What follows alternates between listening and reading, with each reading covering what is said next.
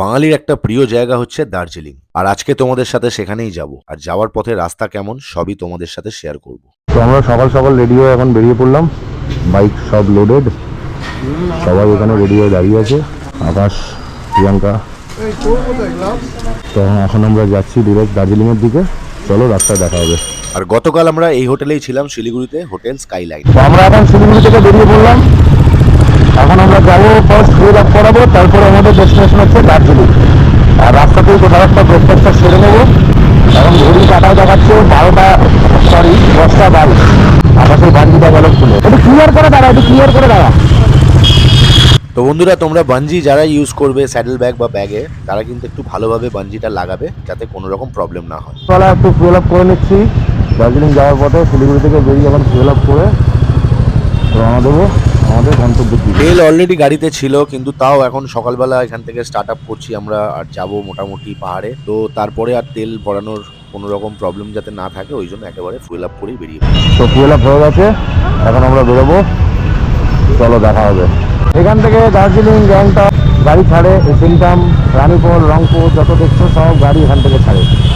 তোমরা যারা গাড়ি করে যেতে চাও বা রেন্টেড করতে চাও বা শাটল করতে চাও, সব এখান থেকে পেয়ে যাবে।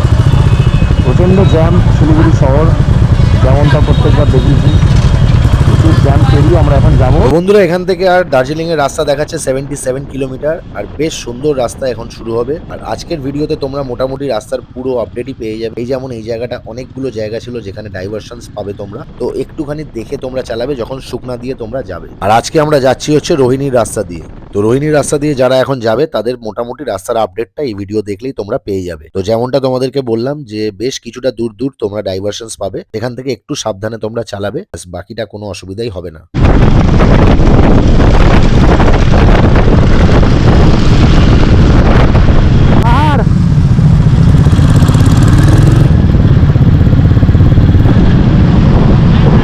বন্ধুরা, দার্জিলিং যাওয়ার পথে এই পেনটা কিন্তু একটা প্রচন্ড ইমোশনাল, কারণ এখান থেকেই পাহাড়ের ফুল ভিউ তোমরা পাবে, আর পুরো ফিলটা পাবে যে তোমরা পাহাড়ে বাইক নিয়ে এসে গেছো। তোমরা রোহিণীর এখানে দাঁড়িয়েছি,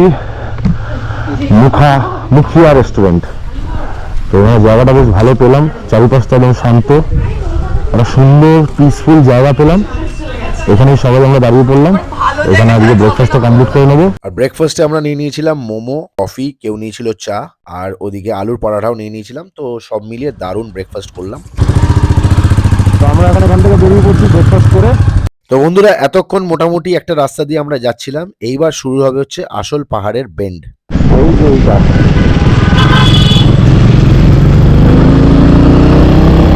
তো এই বেন্ডগুলো যখন তোমরা নেবে বন্ধুরা, অলওয়েজ কিন্তু ফার্স্ট গিয়ারে নেওয়ার চেষ্টা করবে, আর মোমেন্টাম ক্রিয়েট হয়ে গেলে তখন সেকেন্ড গিয়ার ফেলার চেষ্টা করবে, না হলে কিন্তু ফার্স্ট গিয়ার অবশ্যই। দেখতেই পাচ্ছ এখানে কিছু কিছু জায়গা তোমাদের ট্রাফিকও লাগতে পারে সামনে, মানে দু একটা গাড়িও থাকতে পারে, প্লাস বেন্ড থাকতে পারে।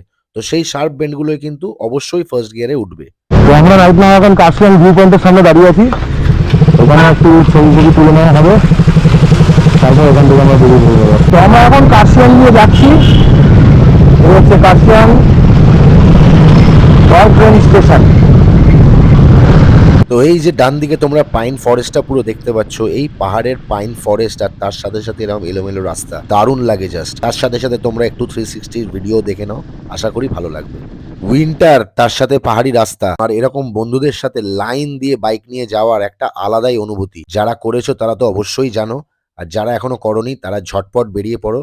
আমার ভিডিওটা দেখে একটুখানি তোমরা মজা নিয়ে নাও, আর আশা করি তোমরা যারা গেছো তারা অবশ্যই ফিল করতে পারছো যে কিরকম অনুভূতি এরকম রাস্তায় একসাথে বাইক নিয়ে যাওয়ার। বন্ধুরা, এখন আমরা যে রেলওয়ে স্টেশনটা সামনে দিয়ে যাচ্ছি, এটার নাম হচ্ছে ঘুম রেলওয়ে স্টেশন। এটা ইন্ডিয়ার হাইয়েস্ট রেলওয়ে স্টেশন আর ওয়ার্ল্ডে 14th হাইয়েস্ট রেলওয়ে স্টেশন।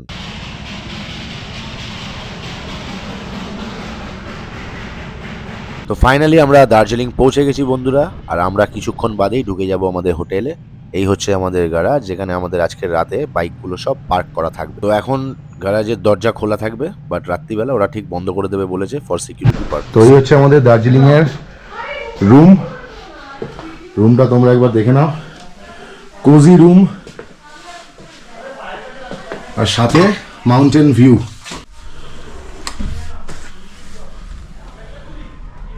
তো বন্ধুরা রুমের বাইরেই একটা দারুণ ব্যালকনি ছিল, যেখান থেকে ফুল টেরেসের ভিউটা তোমরা জাস্ট দেখতেই পাচ্ছ। অসম্ভব সুন্দর ভিউ, আর ওয়েদার ভালো থাকলে এখান থেকে কাঞ্চনজঙ্ঘা ভিউটা কিন্তু ক্লিয়ার। প্রচন্ড ঠান্ডা পড়েছে, তোমরা এখন হোটেলে লাঞ্চ করে নেবো, লাঞ্চ সব দিয়ে দিয়েছে আর সবাই এখানে মোটামুটি ঠান্ডার আনন্দ নিচ্ছে। তো দেখে নাও আজকের লাঞ্চ, আমরা বেশ দেরি করেই হোটেলে চেক ইন করেছি, তাই আমাদেরকে গরম গরম লাঞ্চ একদম পরিবেশন করে দিল, যে যেরকম বলেছিল, কেউ চাইনিজ কেউ ইন্ডিয়ান, তো সব রকমই ছিল এখানে। আর সত্যি কথা বলতে পাহাড়ে তোমরা যারাই এসছো তারা জানো যে এখানকার খাবারের টেস্ট কিন্তু দারুণ হয়। তো দারুণ লাঞ্চ করলাম আমরা। এদিকে রিল হচ্ছে, রিলস হচ্ছে। তো চেক ইন করার পরে ফ্রেশ হয়ে একটু টেরেসে আসলাম আর এত সুন্দর ওয়েদারের ফুল মজাটা নিচ্ছিলাম বন্ধুরা। সত্যি কথা বলতে দারুণ। এত কিলোমিটার রাইড করে আসার পরে বন্ধুরা এরকম একটা জায়গায় দাঁড়িয়ে কিন্তু তোমরা সব রকম টায়ার্ডনেস ভুলে যাবে। তো লাঞ্চটা করতে করতে আজকের ব্লগটা এখানেই শেষ করলাম। ভিডিওটা যদি ভালো লাগে তাহলে অবশ্যই কিন্তু লাইক শেয়ার ফলো করতে ভুলো না, আর যারা ইউটিউব থেকে দেখছো চ্যানেলটাকে সাবস্ক্রাইব করে দাও। দেখা হবে নেক্সট ভিডিওতে।